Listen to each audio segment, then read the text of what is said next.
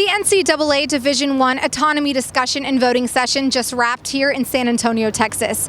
The Big 12's proposals, including independent medical care, as well as the use of agents for high school baseball prospects, all passed. However, the student athletes in attendance are all in agreement that more change needs to come. I think time demands is obviously the number one thing, as student athletes have said in the surveys, and every time you talk to student athletes about what is the biggest concern, the biggest area that we need to improve in, it's time demands.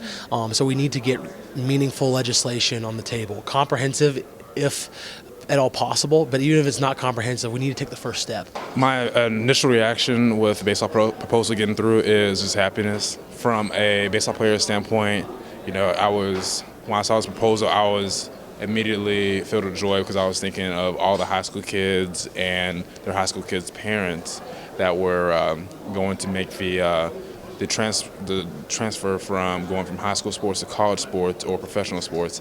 And I just believe that legislation was going to just ease everybody's experience through this. Leaving here today, we did get some things accomplished, but not things in the capacity that we feel they needed to be.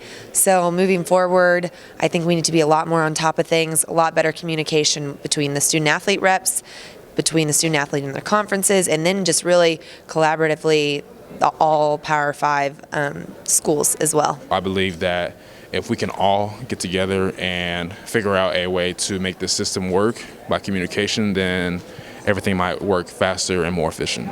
I want to make sure that we as student athlete reps are really, I don't want to use demanding, but really asking administrators in the conference to really collaborate with us right off the bat. So probably in a few weeks, get started on proposals and legislation for next year and talking about how we can address the time demands in this resolution. I was happy that student athletes spoke up, that we got to let our voice be heard and voice some frustration on some different issues, but also express hope for the future and the future initiatives that we're going to do. And hopefully I may not walk out of here feeling like we did anything legislation-wise today that's going to immediately impact student athletes, but hopefully the voice that we put forth today will affect legislation and sort of put a sense of urgency to getting some meaningful legislation on the table next year.